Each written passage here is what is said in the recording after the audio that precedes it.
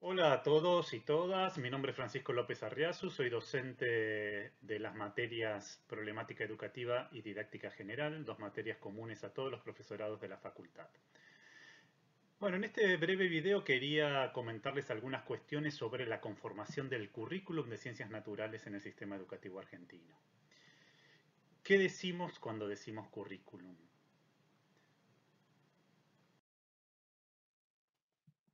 Todos tenemos alguna idea de qué es el currículum, ¿verdad? En principio es una primera acepción, lo pensamos como contenidos, pero en realidad el currículum es bastante más que los contenidos. Son los contenidos, pero también cuando decimos currículum estamos hablando de el recorte que se hace de esos contenidos, esa síntesis de elementos que van a conformar un diseño curricular. En resumen, es una propuesta político-educativa de enseñanza y de ciertos contenidos para enseñar. Ahora, esa propuesta está impulsada por diferentes sectores, que no siempre están de acuerdo, a veces entran en contradicción entre sí.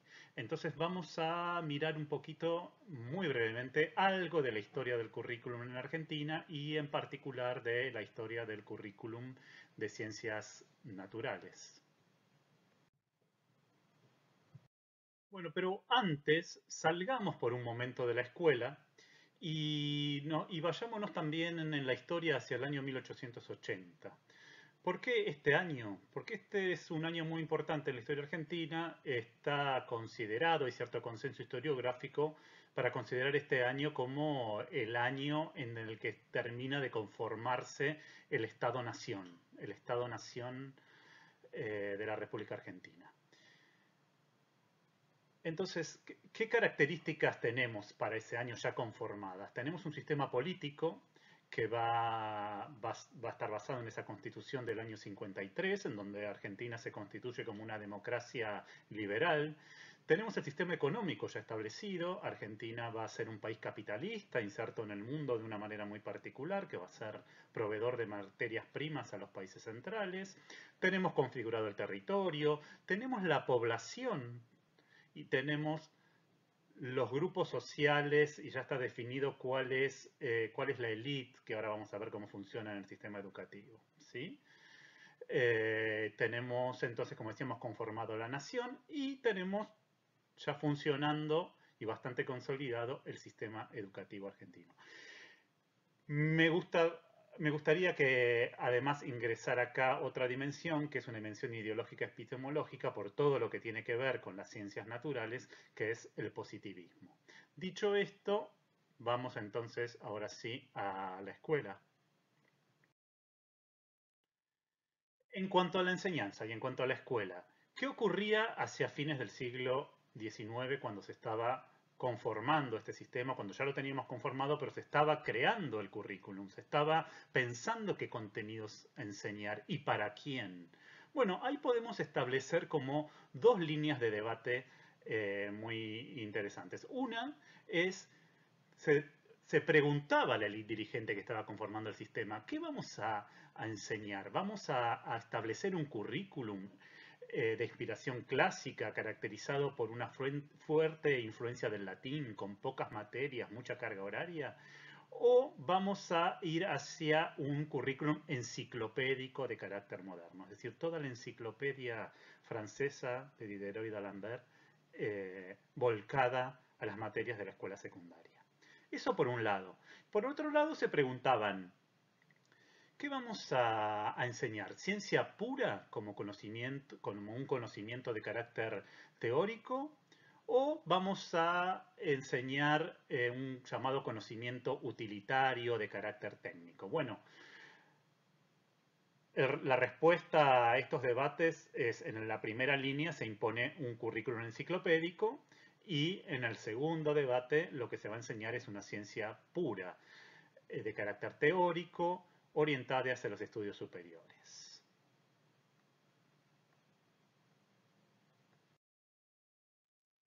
Entonces, ¿cómo quedan las ciencias naturales en ese currículum que acabamos de ver? Bueno, quedan dentro de lo que se pueden llamar los bachilleratos, ¿sí? Que en ese momento, fines del siglo XIX, son colegios para la élite. Entonces, Dentro de esos colegios que son básicamente humanistas, aparecen esas ciencias naturales en el último ciclo, en cuarto, quinto año. Con poca carga horaria comparadas con las materias humanísticas. O sea, son colegios de perfil humanista más que nada, en donde aparecen estas materias científicas de carácter teórico. Entonces acá podemos ver que empieza entonces ya a jugar lo ideológico, porque ¿cómo aparece la técnica en relación con esas materias científicas? Bueno, si uno hace un relevamiento de planes y programas, lo que va a encontrar es que la técnica aparece siempre supeditada a la ciencia, ¿sí? Como de carácter subsidiario con respecto a la ciencia. Siempre es la teoría la, y luego aparece la técnica como una aplicación de esa teoría. Esto está o puede verse que en realidad es como un reacomodamiento, como un reacomodamiento de la historia, porque si uno va a los grandes genios, por así decir, tan elogiados por el positivismo de la ciencia, ve que ellos no hacían esto. Si uno mira a Galileo, mira lo que hacía Darwin, mira lo que hacía Carnot, había un ida y vuelta con lo que hoy llamábamos, o en ese momento se podía llamar técnica. ¿Sí? No, no es que ellos elaboraban una teoría y luego la aplicaban, sino que iban a ver lo que hacían determinados sectores de artesanos, de técnicos, podríamos decir, y a partir de ahí elaboraron sus teorías. O sea que acá ya empezamos a ver como una ideologización de los contenidos escolares, del currículum, en donde hay un acomodamiento histórico de los contenidos. Hagamos un salto, sigamos viendo esto.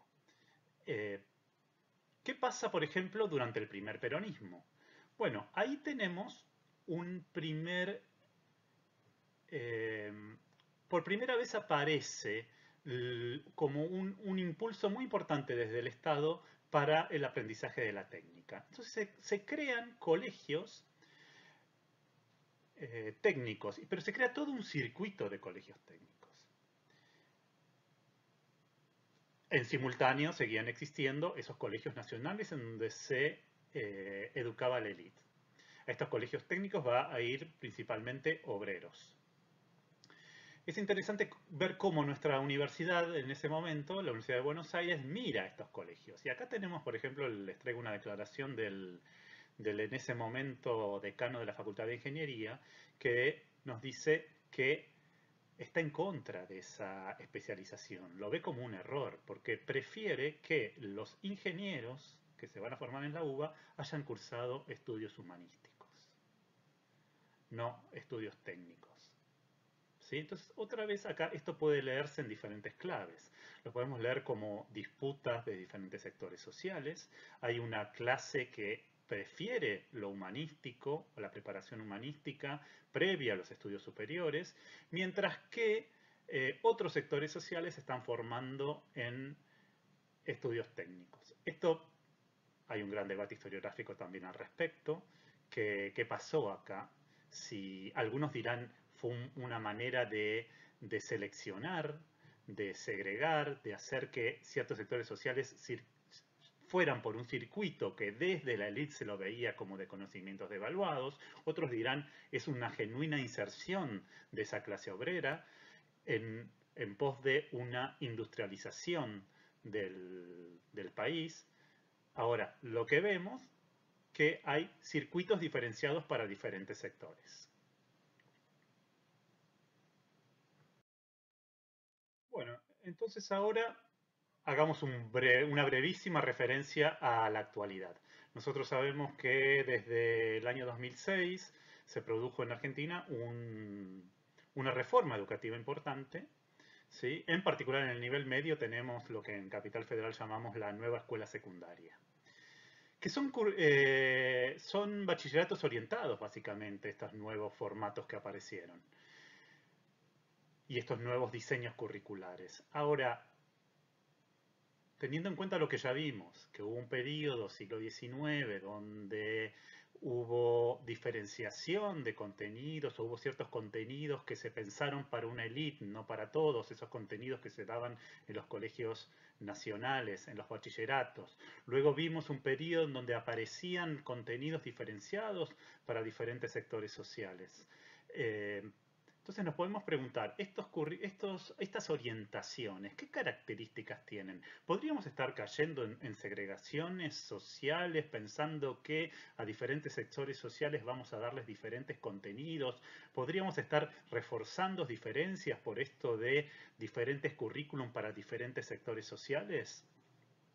Bueno, tendríamos que estar atentos a qué es lo que ocurre. Estamos atravesando ese proceso. En principio, una orientación en sí no quiere decir que genere todo esto negativo que yo estuve exponiendo. Pero tendríamos que estar atentos. A ver, ahora tenemos muchas orientaciones. En esas orientaciones, ¿tenemos chicos y chicas de diferentes sectores sociales o estamos viendo que en algunas orientaciones van ciertos sectores y en otras orientaciones van otros? Primer punto para tener en cuenta. Segundo, ¿esas orientaciones son terminales o puedo ir de cualquier orientación a cualquier otra carrera? Si yo hago una orientación más técnica, ¿puedo ir después a estudiar una carrera humanística en la universidad y a cualquier universidad o no? Eso es importante también para no armar circuitos del cual luego no me puedo mover. Eh, hay porosidad horizontal, o sea, puedo pasarme de una orientación a otra. Bueno, en principio estos circuitos no son terminales, hay cierta facilidad también para pasar a través de sistemas de equivalencias, entonces no parecen ser circuitos pensados para una segregación o hacer una discriminación. Igual, estos son mecanismos que se van presentando de manera muy sutil, entonces estemos atentos. Y también estemos atentos a cuál es la función que está cumpliendo entonces la escuela. ¿Estamos formando ciudadanos? ¿Estamos formando para el desarrollo económico del país? ¿Para qué país? ¿Para qué proyecto económico? ¿Estamos formando para la orientación a estudios superiores? Bueno, todas estas son cuestiones que están atravesadas y que a su vez atraviesan esta noción del currículum. Todo esto está impactado por el currículum y a todo esto da forma el currículum. Entonces, bueno, hasta acá este pequeño video para que, más que nada para reflexionar sobre estas cuestiones, para perder la mirada ingenua. Si de algo sirve estudiar historia en un profesorado de ciencias naturales, es más que nada para poder entender nuestro sistema actual, nuestro sistema educativo, para mirarlo con menos ingenuidad y para poder intervenir sobre él con mayor seguridad.